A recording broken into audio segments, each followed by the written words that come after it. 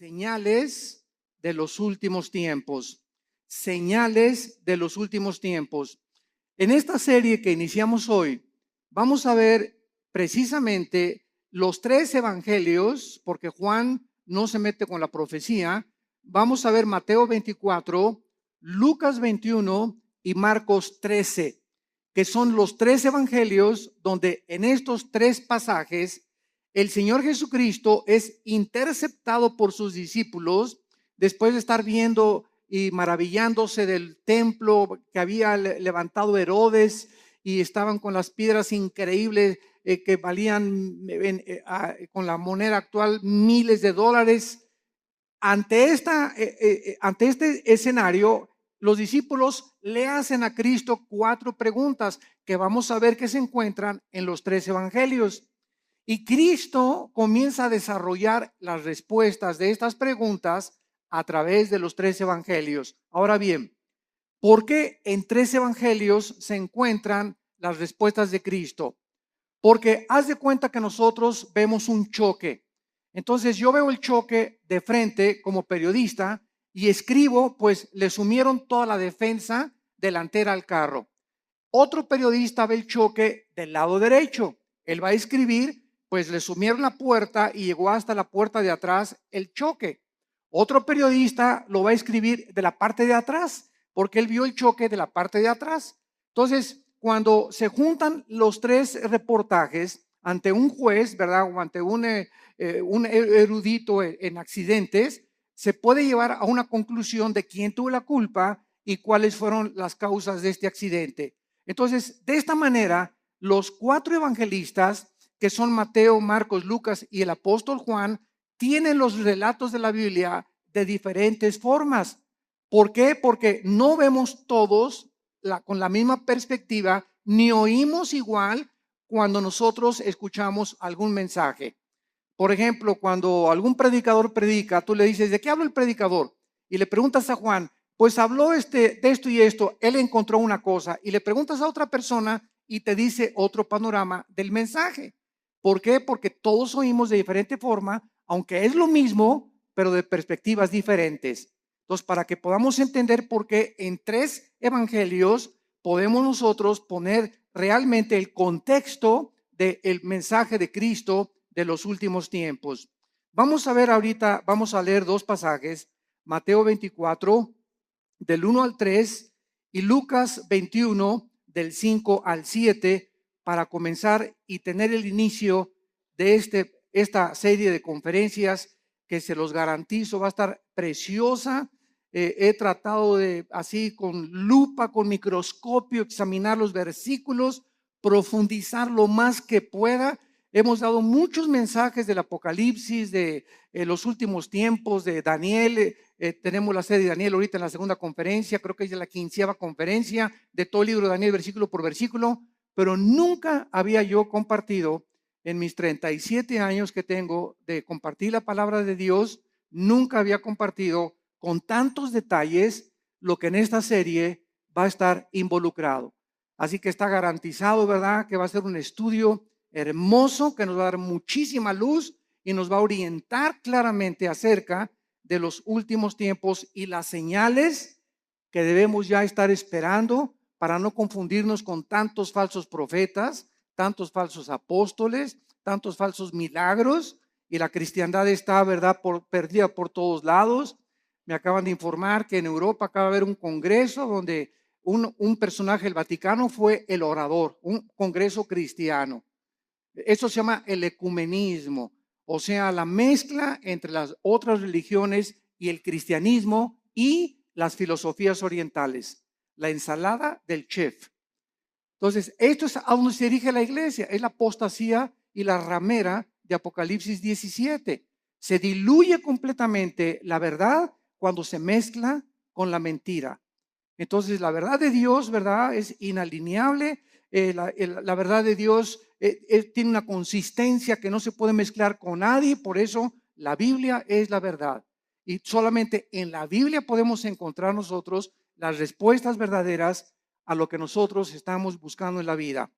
En Mateo 24, versículos del 1 al 3, Dice así: cuando Jesús salió del templo y se iba, se acercaron sus discípulos para mostrarle los edificios del templo. Respondiendo él, les dijo: ¿veis todo esto? De cierto les digo que no quedará aquí piedra sobre piedra que no sea derribada.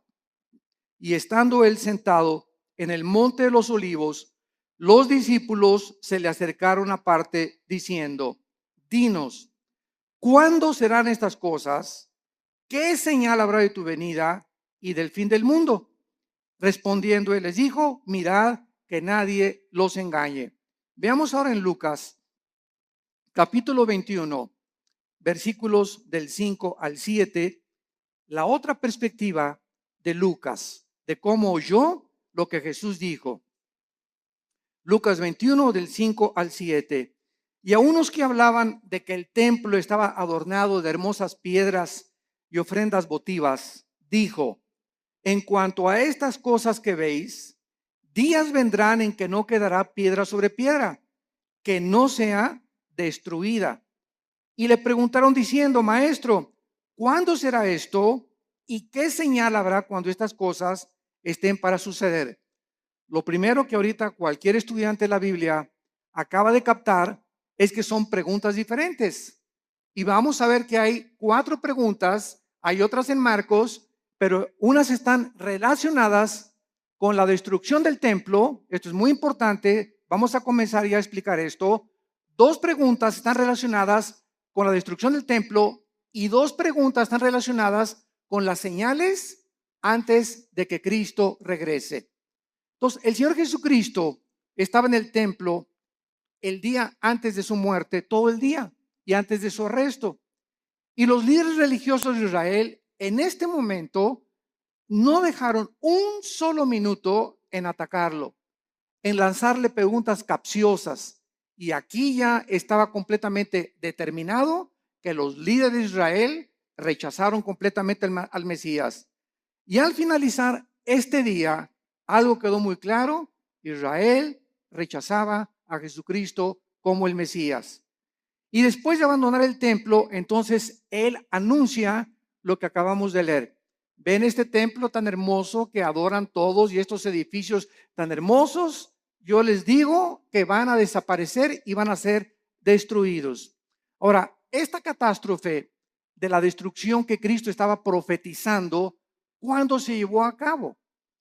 Esta respuesta fue 70 años después de Cristo, cuando Vespasiano, el emperador romano, envía a Tito, su hijo, general romano, y sitian Jerusalén y no dejan piedra sobre piedra.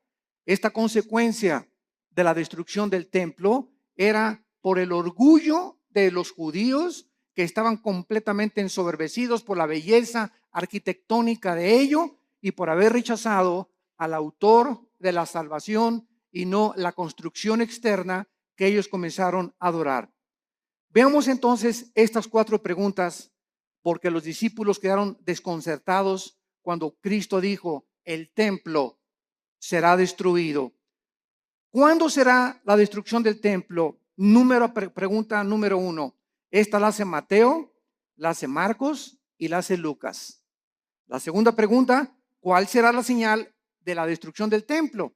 O sea, primero, ¿cómo será la destrucción del templo o cuándo? Y segundo, ¿hay alguna señal para que sepamos que el templo va a ser destruido? Estas preguntas están relacionadas con el templo, como lo vimos anteriormente. Y la tercera y la cuarta es: ¿cuál será la señal de tu regreso? Esta pregunta la hace Mateo y la hace Marcos. Dinos una señal de cuándo vienes, Jesús. Y la cuarta pregunta: danos una señal de que estamos en los últimos días, de que nos encontramos nosotros ahora en esta generación. Y estas preguntas, como dijimos ya, están divididas en los 2 grupos. Las primeras 2 relacionadas con la destrucción del templo que tuvieron lugar después de la primera venida de Jesucristo hace 2000 años. Entonces, las primeras preguntas son relacionadas después de que Cristo murió, y las otras 2 se van a cumplir antes de que Jesucristo regrese. Pero noten ustedes en Mateo 24, antes de que Cristo diga cualquier señal, esto es asombroso, la advertencia que les hace. Antes de contestar las preguntas proféticas, hace una advertencia a Jesucristo. Mateo 24, versículos 4 y 5. Respondiendo Jesús les dijo, miren que nadie los engañe. O sea, él no responde ninguna de las 4 preguntas todavía. Lo primero, antes, esto es importante, de responderles las preguntas, hace una advertencia. Miren que nadie los engañe. Porque vendrán muchos en mi nombre diciendo, yo soy el Cristo, y a muchos engañarán. Damas y caballeros, santos de Dios, muchos hemos relacionado esta respuesta de Cristo pues con los falsos profetas que han surgido, ¿verdad? Como Jim Jones y David Koresh y el Dalai Lama y el Maharashi, que fueron falsos profetas. Sin embargo, nos hemos equivocado en ubicar solamente a los falsos mesías y a los falsos cristos dentro del ámbito religioso. Y cuando nosotros conocemos la traducción de la palabra Cristo y Mesías, descubrimos que la palabra Cristo significa el ungido y el Mesías el señalado o escogido por Dios. Entonces, cuando Cristo dice, van a venir muchos en mi nombre engañando a la gente, vemos nosotros la historia principalmente en el siglo XX. Y hagamos un repaso de cuántos hombres en el siglo XX han tratado a través de la política y de la filosofía. Dejemos a un lado la religión, a través de la política y la filosofía han tratado de traer el paraíso al mundo.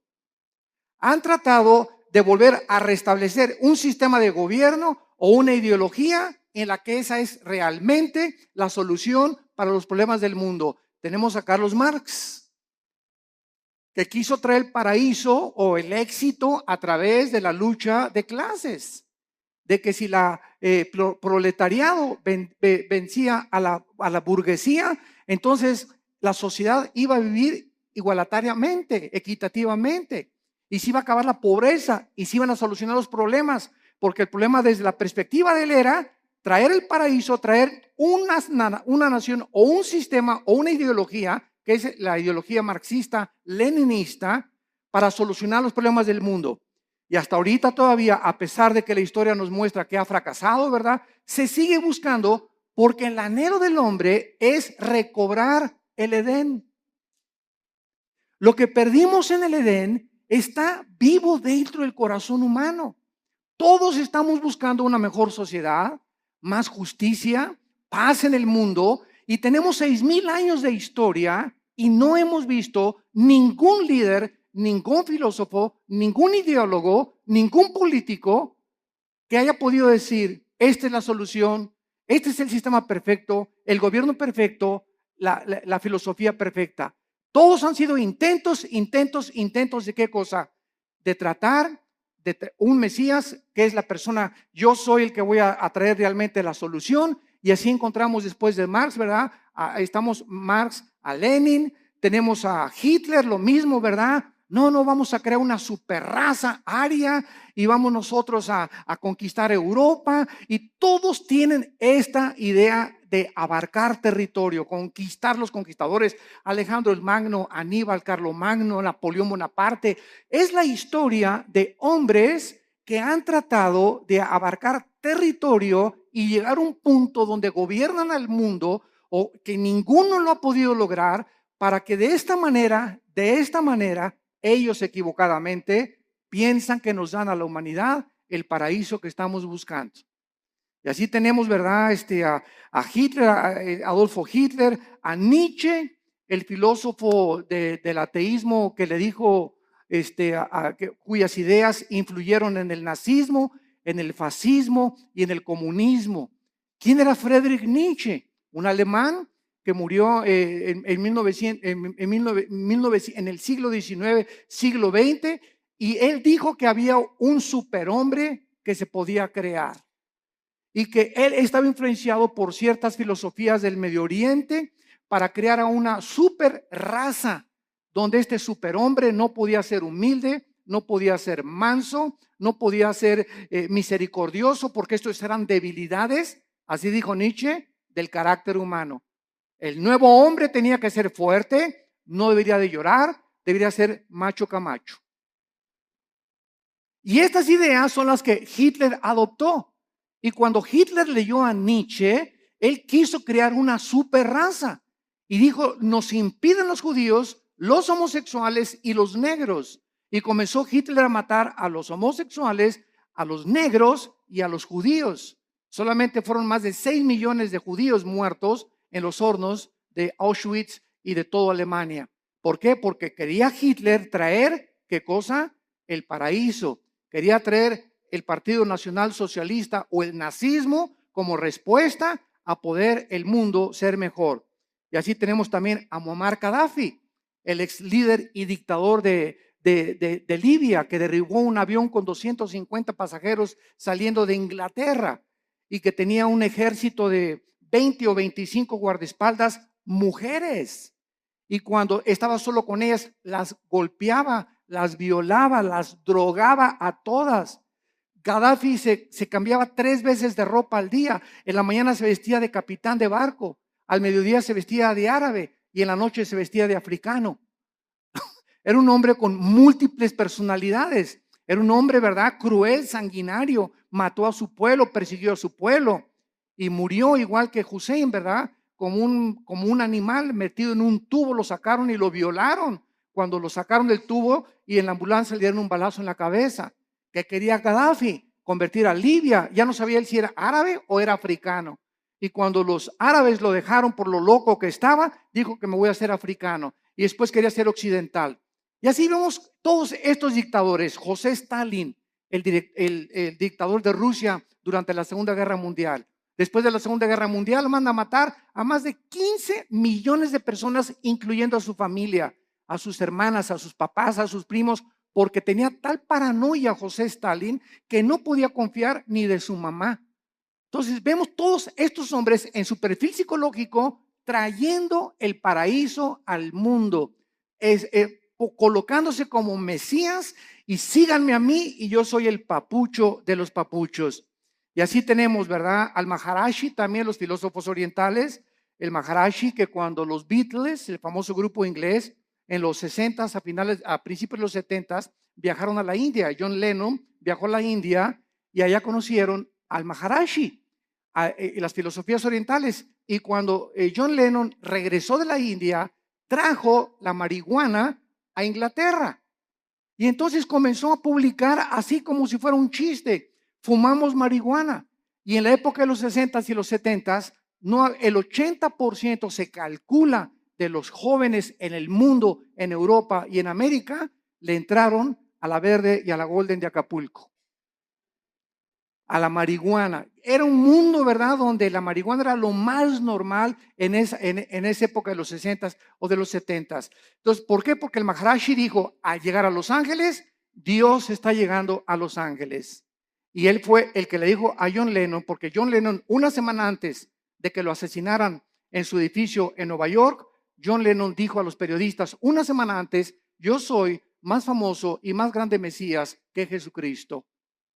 Y a la semana lo asesina un loco, ¿verdad?, que venía de Hawái, que dijo que oyó unas voces que no entendía por qué. Él nunca había matado a nadie, que le decían las voces, mata a John Lennon. Y fue y lo mató. Vemos nosotros la obra de Satanás, ¿verdad? Y cómo Dios se hizo un lado ante un hombre que lo estaba retando y estaba diciendo que era mayor que su hijo Jesucristo. Y así tenemos a Jim Jones, que se llevó a 900 personas a la Guyana, 1978, junto a Venezuela en la Guyana. 995 personas les da a beber veneno con Kool-Aid, porque les decía que iba a venir la Tercera Guerra Mundial y que era mucho mejor morirse que poder que seguir viviendo, y todos se bebieron el veneno. Llegaron y encontraron a todos boca abajo, ¿verdad? 995 personas que este hombre las engañó y les dijo que él era Dios, que él era un Mesías. Cuando llegaron a la Guyana les dijo a los esposos, sus esposas son mías. ¿Quién, te preguntas, en sus 5 sentidos puede entregarle su esposa a un loco? o para que se le entregues tienes que estar igual de loco o más loco que la persona que te la pide.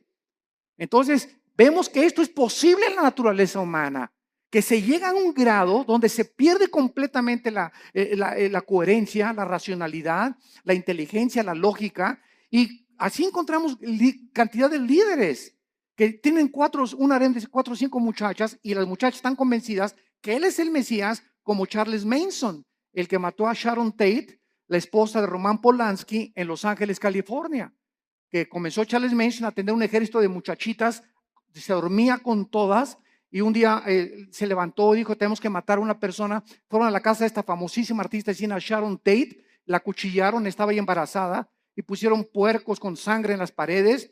Claro que está ahorita en la cárcel, ¿verdad? Se tatuó aquí la suástica de Hitler, la tiene tatuada Charles Manson, y ¿verdad? Pues está completamente loco. Lo mismo él quería establecer el paraíso con ese grupo de personas. Jim Jones quería establecer el paraíso allá en la Guyana, y todos estos hombres han tratado de decir, nosotros tenemos la solución, y solo hay un hombre que dijo, yo soy el camino, la verdad y la vida.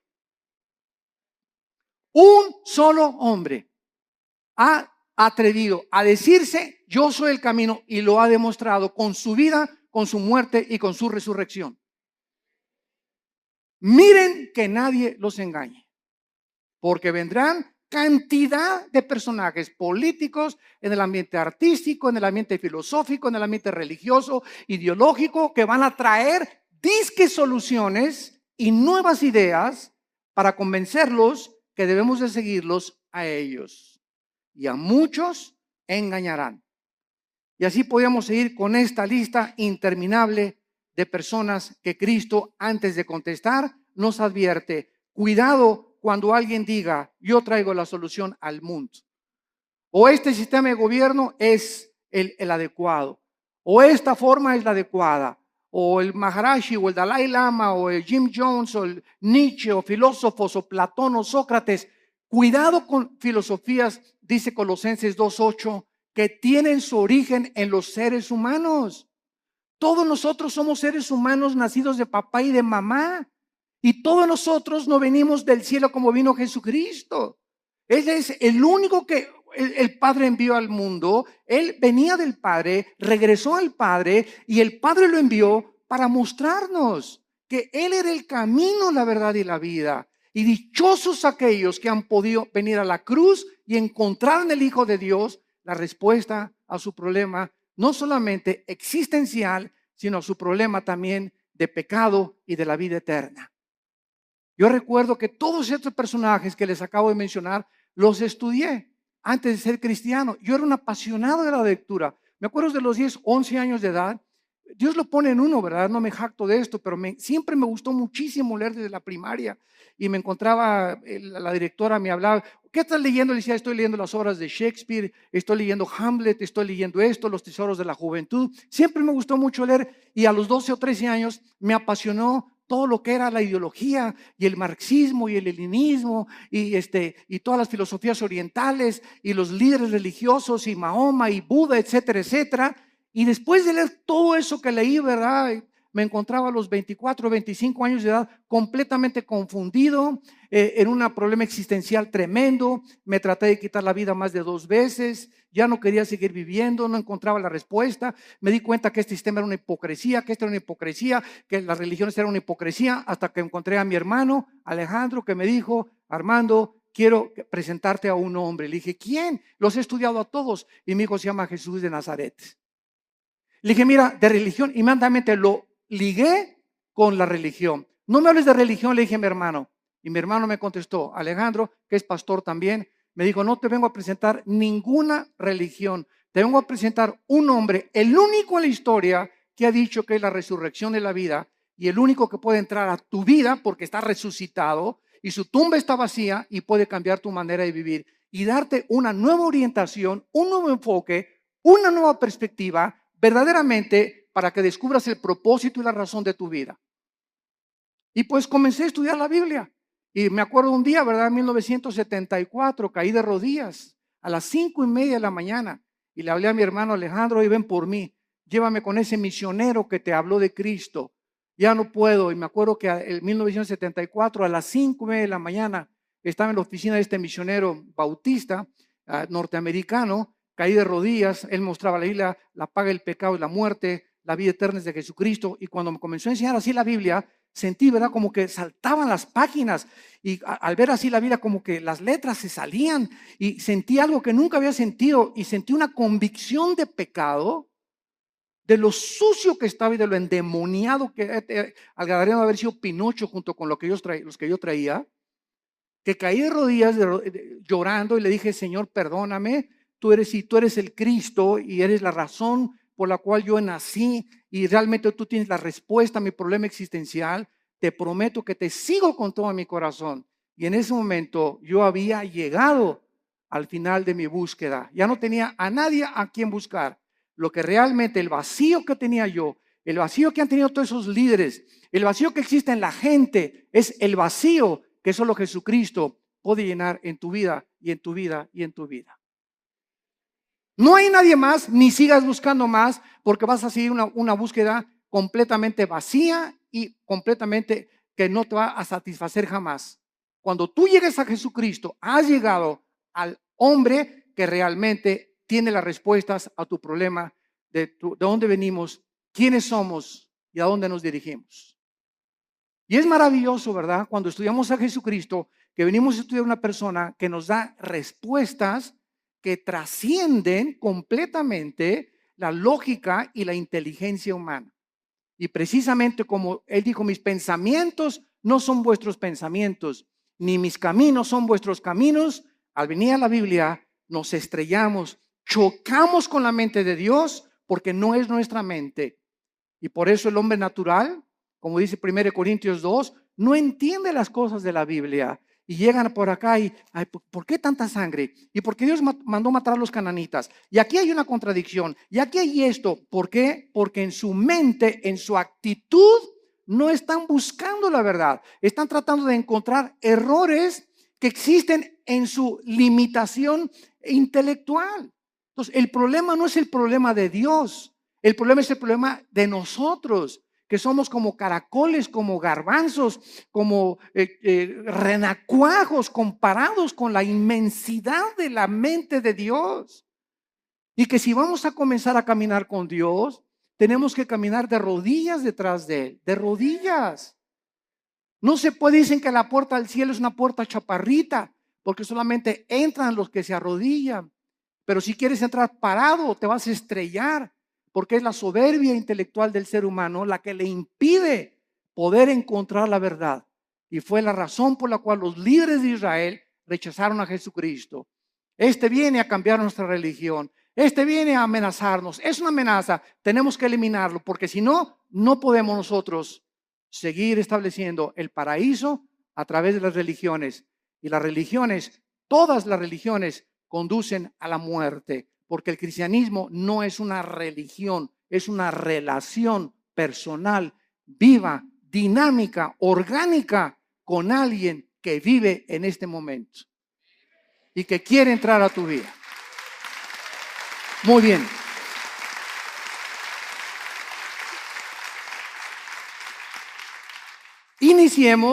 Iniciemos ahora las respuestas a las preguntas 1 y 2, que recordamos están relacionadas con la destrucción del templo.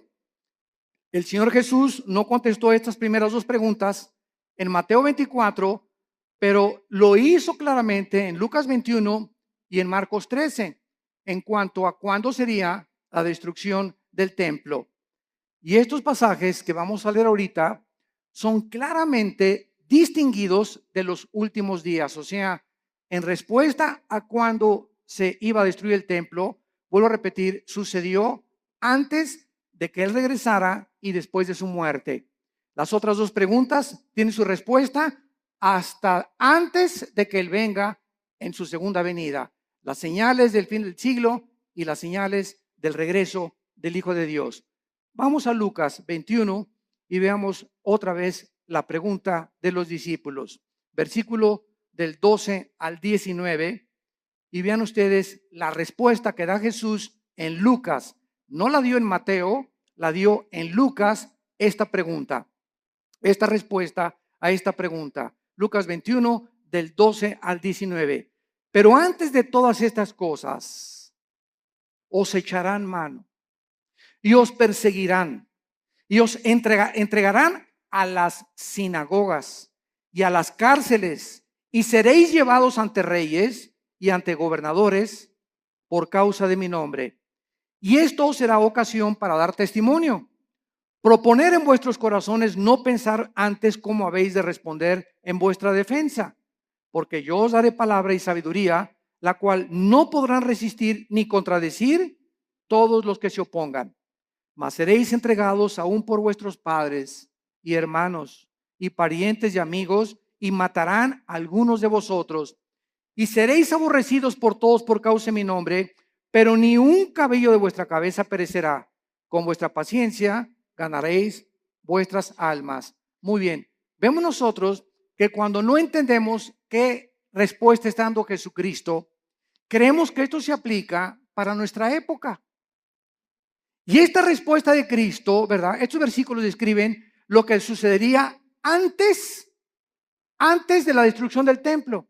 O sea, entre la muerte de Cristo y la destrucción del templo pasaron 70 años, porque fue en el año 70 después de Cristo cuando el general Tito, los romanos, arrasaron Jerusalén. Entonces, Cristo está describiendo ahorita lo que iba a suceder inmediatamente después de su muerte y antes de la destrucción del templo.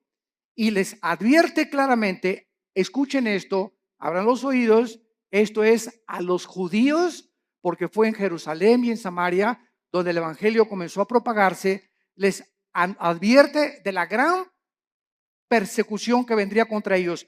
Nota en el versículo 12 de Lucas 21 la palabra sinagogas. Aquí, por esta razón, esta palabra es una clave para descubrir que está hablándoles a los judíos, porque está diciéndoles, los entregarán sus propios hermanos. Los mismos judíos, vamos a verlo más tarde en el libro de los Hechos, fueron los judíos los que comenzaron a perseguir a los seguidores de Jesucristo. Y veamos nosotros en Marcos 13, versículo 9, Marcos 13, 9. Pero mirad por vosotros mismos, porque os entregarán a los concilios y en las sinagogas os azotarán. Marcos también responde y les dice a los judíos, usando la palabra concilios, que era un concilio, las cortes de los judíos, los lugares donde los judíos juzgaban a los judíos. Entonces, tanto Marcos como Lucas está diciéndonos, ¿verdad?, que antes de la destrucción del templo, ellos iban a ser perseguidos. Veamos rápidamente esto en el libro de los Hechos. El apóstol Pablo fue llevado ante Félix, el gobernador romano, para ser interrogado. Hechos 23 y Hechos 24. Y después Pablo apeló para ir al César. Hechos 25. Después de la destrucción del templo, los judíos continuaron siendo perseguidos, los judíos, por muchos siglos. Pero miles de judíos se convirtieron a Cristo durante los primeros siglos. Veamos rápidamente algunos ejemplos. Hechos 2:41. Así que los que recibieron su palabra, está hablando de los judíos, fueron bautizados y se añadieron aquel día como 3,000 judíos convertidos inmediatamente después de la resurrección. Capítulo 4, versículo 4 del libro de los Hechos. Pero muchos de los que habían oído la palabra creyeron, y el número de los varones era como 5,000. De 3,000 se agregaron 2,000 más conversiones de los judíos. Capítulo 6, versículo 7. Y crecía la palabra del Señor, y el número de los discípulos se multiplicaba grandemente en Jerusalén, y los sacerdotes, muchos también de ellos, obedecían a la fe. Capítulo 21, versículo 21 del mismo libro de los Hechos. Y dice así: cuando ellos lo oyeron, glorificaron a Dios y le dijeron: ya ves, hermano, cuántos millares de judíos hay que han creído y todos son celosos por la ley. pero al mismo tiempo que miles de judíos se convirtieron, fueron también los mismos judíos los que comenzaron a perseguirles a ellos. Y amados santos de Dios, sucede lo mismo dentro del cristianismo. Los ataques más grandes que tenemos en la iglesia cristiana son de muchos que se dicen nuestros hermanos en la fe. Qué triste, ¿verdad? Yo ya llega un momento, ¿verdad? Que ya ni me meto a ver todas las cosas que sacan en internet, que un hermano atacó a otro y que a este cantante le dijeron esto y que por aquí, por allá, y dando un espectáculo al mundo horrible, ¿verdad? Porque esto no debe de ser.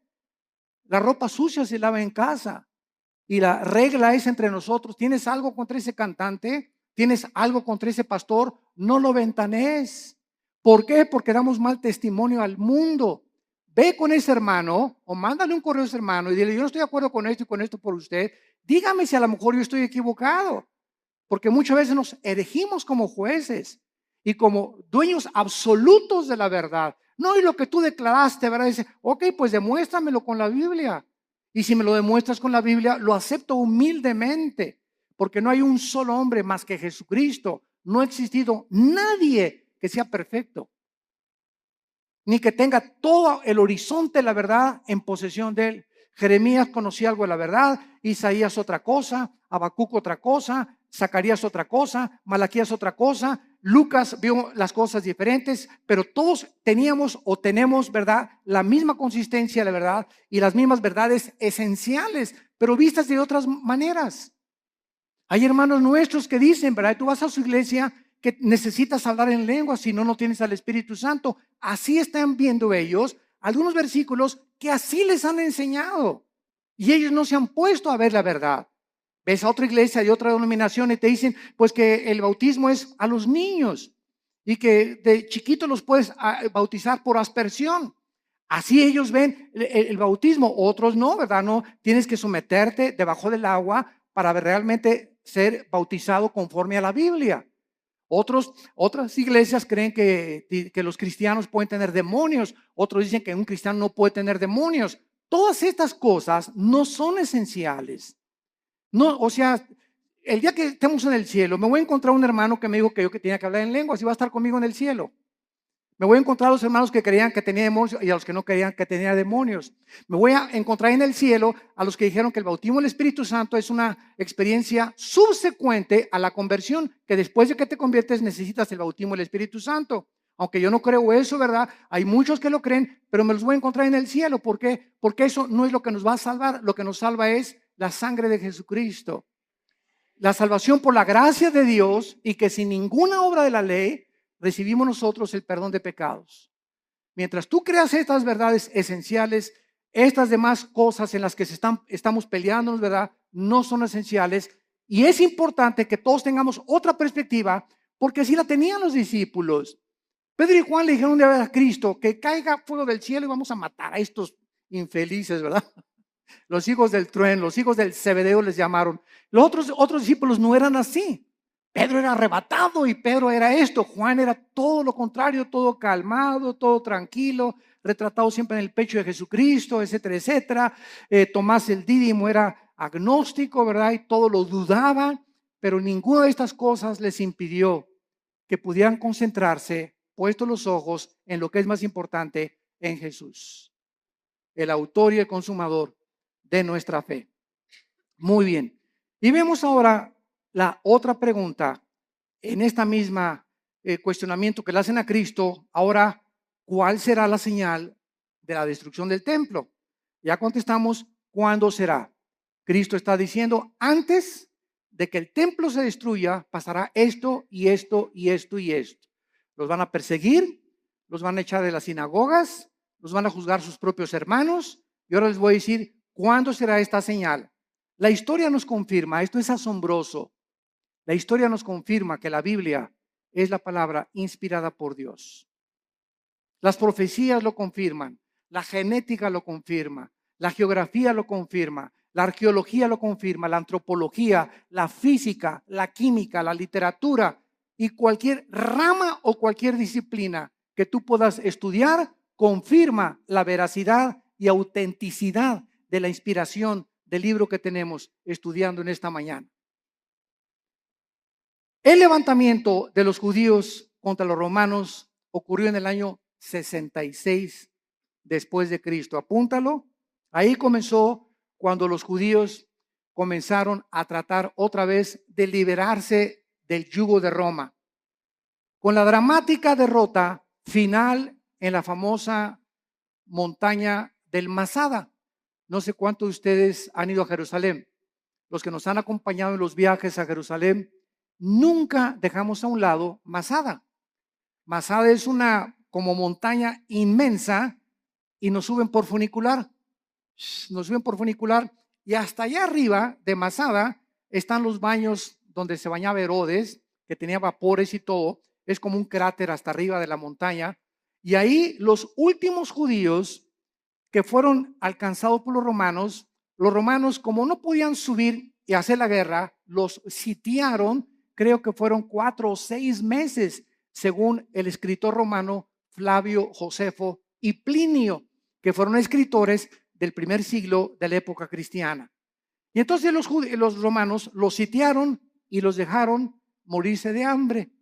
O sea, pues ya se les acabó la comida, ¿verdad? Y se esperaron hasta que ya no tuviera nada. Entonces los judíos, para que los romanos no subieran y violaran a sus esposas y mataran a sus hijos, se suicidaron. Se cortaron todos, ¿verdad? Con las espadas y encontraron a más de 900 judíos ahí muertos. Fueron los últimos judíos que resistieron al imperio romano. El emperador Nerón se suicida en el año 68 después de Cristo, y Vespasiano, que era su principal general, ocupa el imperio de Roma. Vespasiano manda a Tito a que rodee Jerusalén y que acaben completamente con todos. Y no hubo ningún cristiano, escuchen esto, ningún cristiano mesiánico. O sea, de aquel tiempo, como ya vimos, había casi más de 5,000 convertidos. Ninguno de estos fue muerto en el sitio contra Jerusalén porque creyeron en las palabras de Jesucristo. Les salvaron de la masacre haber obedecido a Jesucristo. Ahora veamos también nosotros, ¿verdad? Que el término en Lucas 21:24, vayamos a Lucas 21:24, hay una profecía que hasta este momento se está cumpliendo. Y el escritor romano Flavio Josefo, como citamos anteriormente, escribió que casi 100,000 judíos fueron tomados como esclavos y vendidos en varios lugares dentro del imperio romano. Son los que cuando sitió Jerusalén Tito sobrevivieron y fueron casi 100,000 judíos, y entonces vino lo que se llama la diáspora, ¿verdad? Los mandaron a todas partes del mundo en los 5 continentes. Y vean la profecía de Cristo, Lucas 21:24, y caerán a filo de espada. ¿Cuándo se cumplió? En el año 70 después de Cristo. Y serán llevados cautivos a todas las naciones. Se cumplió después del año 70 hasta 1948 que se independizó Israel. Y andas ahí buscando a Nostradamus. ¿Qué dice Nostradamus? Jesús, María y José y el burrito que los acompaña. Cada cosa que Jesucristo profetizó, la historia lo confirma. Y escuchen esto, y Jerusalén, esto es asombroso, será hollada, o sea, pisoteada por los gentiles hasta que los tiempos de los gentiles se cumplan. El tiempo de los gentiles, esto es muy importante para los estudiantes de la Biblia. El tiempo de los gentiles designa un periodo en el cual los imperios no judíos, los imperios mundiales, tendrían el poder o el control de la nación de Israel, y comenzó el tiempo de los gentiles en el año 586 antes de Cristo, cuando el rey Nabucodonosor invade Jerusalén y se lleva al exilio a miles de judíos. Desde el año 586 hasta 1948, para ser exactos, el 14 de mayo la nación de Israel, después de casi 2000 años de haber sido dispersada por todos los continentes para que se cumplieran las palabras de Jesucristo, ante los ojos expectantes del mundo, se reúne Israel y el 14 de mayo se declara la libre nación soberana independiente de Israel. Ninguna otra nación en el estudio de la sociología, en el estudio de la historia, en el estudio de la antropología del ser humano, en ninguna otra nación, ni tribu, ni lengua en la historia del mundo sucedió lo que sucedió con la nación de Israel. Ahora entendemos nosotros los estudiantes de la Biblia cuando nos preguntan, ¿y por qué Israel? Y ahí viene la envidia. ¿Y por qué este trae este carro? ¿Y por qué este trae esta casa? ¿Y por qué? Y la envidia nos corroe y la envidia siempre está, ¿por qué no tengo yo lo que esa persona tiene?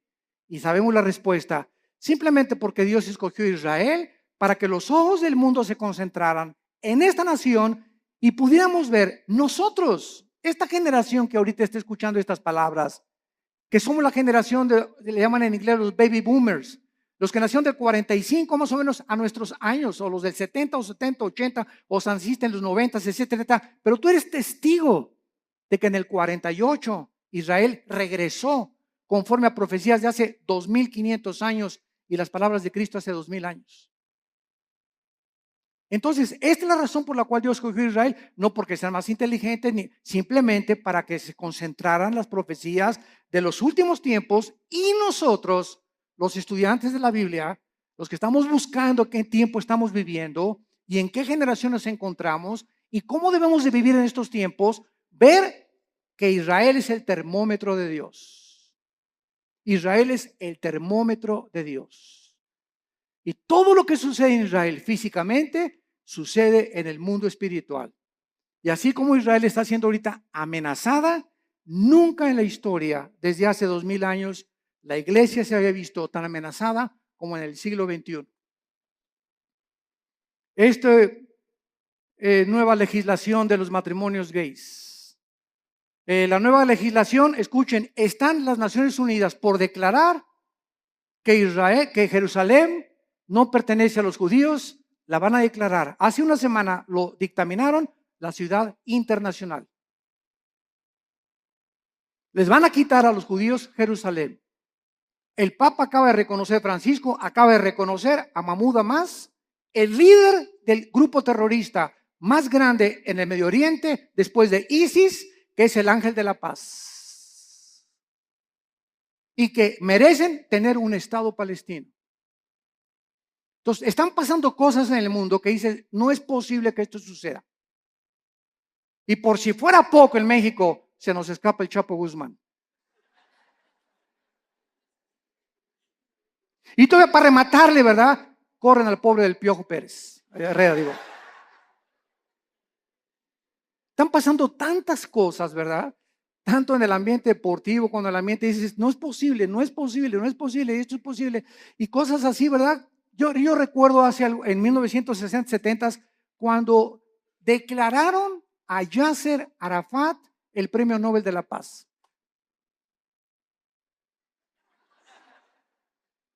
¿Cómo es posible que al más grande líder terrorista, que en 1972 mató a más de 15 atletas judíos en Berlín, en las Olimpiadas en Múnich, en Berlín, en Alemania, cómo es posible que lo hayan declarado el Premio Nobel de la Paz? ¿Cómo es posible que ayer perdió la América? Es otra cosa, ¿verdad? Después nos peleamos por eso. Bueno, vemos entonces claramente que Jesucristo está hablando claramente y ahora va a contestar las preguntas 3 y 4. Vamos a Mateo otra vez y vemos nosotros en Mateo que en respuesta a estas preguntas, Cristo comienza a describir varias señales que aparecerán antes de que Él regrese. Como guerras a gran escala, pestes, hambres, terremotos, martirio de creyentes, falsos profetas, odio y poco amor entre los cristianos. Mateo 24, versículos del 4 en adelante. Respondió Cristo, mirad que nadie los engañe. Ya vimos esta advertencia detenidamente. porque vendrán muchos en mi nombre diciendo yo soy el Cristo. Oirán de guerras y rumores de guerras. Aquí nos detenemos rápido. Todo esto lo vamos a examinar con muchísimo detalle. Y vamos a ver cuántas guerras ha habido. Porque muchas, no, guerras siempre ha habido. Muy bien, estoy de acuerdo contigo. Pero nunca hasta el siglo XX se formó la primera guerra mundial. 1914-1917. No fue hasta el siglo XX. Y años después, en 1939 al 45, la Segunda Guerra involucra a las naciones del mundo. Y de la Segunda Guerra Mundial a nuestros días, que se formó la famosa Naciones Unidas para tratar de impedir bombas atómicas, como las que soltaron en Hiroshima y en Nagasaki en 1945, ha habido más de 350 revoluciones y golpes de Estado. Y ahorita el mundo se encuentra al borde de una guerra nuclear. Con nuestra tecnología y nuestros estudios científicos y el ateísmo y toda la soberbia del hombre, nos encontramos al borde de nuestra propia autodestrucción. Y si no lee el periódico de ahorita, el Reforma, el de mañana, que ya comenzó la Guerra Fría, Rusia está mandando aviones bombarderos rodear Canadá y Estados Unidos. Estados Unidos mandó hace 2 semanas 235 tanques a Ucrania y a Crimea. Están mandando ahorita F-16 y F-22 también a Europa, porque creen que realmente Putin va a tratar de apoderarse de Estonia, de Eslovenia, de Lituania, para poder conquistar todo el sur de Europa y comenzar a expandir su poderío. Y como Putin apoya a Irán, y detrás de ellos está la China, y son los 3 principales miembros del Consejo de Seguridad de las Naciones Unidas, el mundo se encuentra ahorita bajo estas 3 naciones. Estados Unidos es un cero a la izquierda ya completamente. Europa no puede intervenir porque el gas de Rusia, que provee el 65% a Europa, dependen del gas, dependen del petróleo del Medio Oriente. Y en el Medio Oriente, Irán, Rusia y China se encuentra ahorita la amenaza contra el mundo occidental, Europa y las Américas. Hay un vacío de liderazgo en el mundo. Una vez que Estados Unidos ha caído, ya no va a haber ninguna nación que defienda a otra. Queda la OTAN, la Organización de Países del Atlántico del Norte, para defender a algunas naciones. Las que no están en la OTAN no tienen con qué defenderse.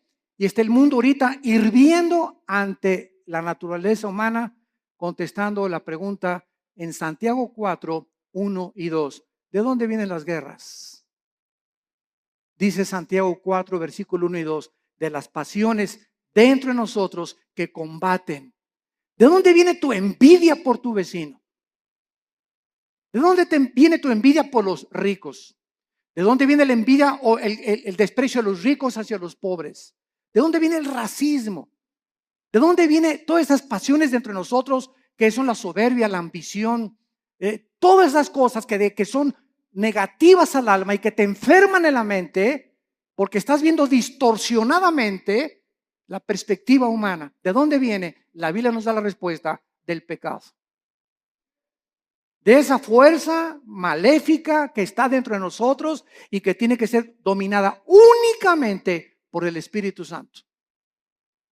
Y mientras tanto puedes ir a Alcohólicos Anónimos, Neuróticos Anónimos, Marihuanos Anónimos, al psicólogo, al psiquiatra. Puedes hacer todas las panaceas que estés buscando para poder encontrar que le quiten la locura a mi hijo, que cambien la marihuana a mi hija, que mi hija no sea prostituta. Podemos ir buscar miles de cosas. No hay nada en el mundo más que la sangre de Cristo que cambie el corazón humano. Todo lo demás son panaceas y esfuerzos inútiles de poder transformar al ser humano en un ser altruista, amable, considerado, perdonador, sin envidia, sin ambiciones, sin avaricia. Solo Cristo puede hacer este milagro en el corazón de los seres humanos. Dejamos hasta acá nuestro estudio y te damos las gracias, Señor, por tu palabra.